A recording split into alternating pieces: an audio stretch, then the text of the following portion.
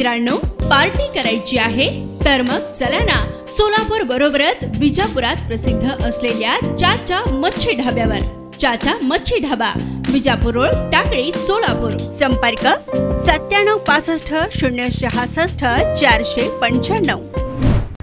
2 दिवस अवकाळी पाऊस होण्याची शक्यता वर्तवण्यात आली होती। त्यानुसार आज बारामतीमध्ये सकाळपासूनच ढगाळ वातावरण निर्माण झाले होते। दुपारी 12 नंतर आता रिमझिम पावसास सुरुवात झालेली असून या पावसामुळे मात्र द्राक्ष बागायतदार शेतकऱ्यांची चिंता वाढली आहे। तर आता तोंडाला आलेला घासही आता शेतकऱ्यांचा हिरावला जाणार। त्यामुळे अगोदरच व्यापाऱ्यांकडून आणि कंपन्यांकडून द्राक्षाला बाजारभाव कमी प्रमाणात मिळत असल्याने शेतकरी मात्र अडचणीत होता आणि आता तर अवकाळी पाऊस झाल्याने शेतकरी दुहेरी संकटात सापडलाय। त्यामुळे आता शासनाकडून तातडीने शेतकऱ्यांना मदत मिळावी अशी मागणी शेतकऱ्यांकडून होत आहे।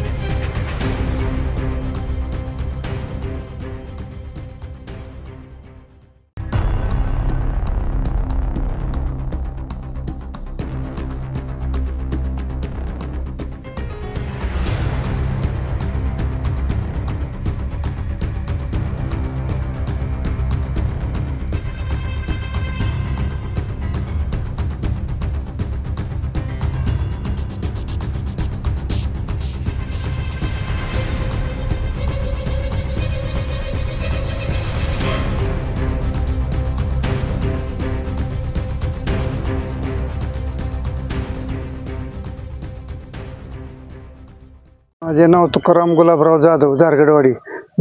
माझी 1 एकर द्राक्ष बाग आहे। 2 दिवस झालं वातावरणात बदल झाल्यामुळं पाऊस रात्रीपासून पाऊस चालू झालाय। त्याच्यामुळं मण्यावर उलण्याचं प्रमाण जास्त झालंय।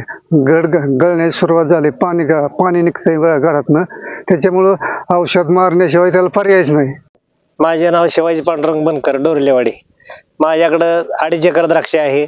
या पावसामुळं एवढं नुकसान झालंय की बाग आता पडलेलीच आहे। त्यामुळे इतकं नुकसान झालंय की 90% नुकसान झालेलं आहे। त्यामुळे खर्च झालेला हे निघू शकत नाही। माझं नाव रमेश साहेबराव खोत, डोरलेवाडी। माझी द्राक्षे 4 ते 4.5 एकर आहे आणि माझा आता चालूचा खर्च 7 ते 8 लाख रुपये झालेला आहे।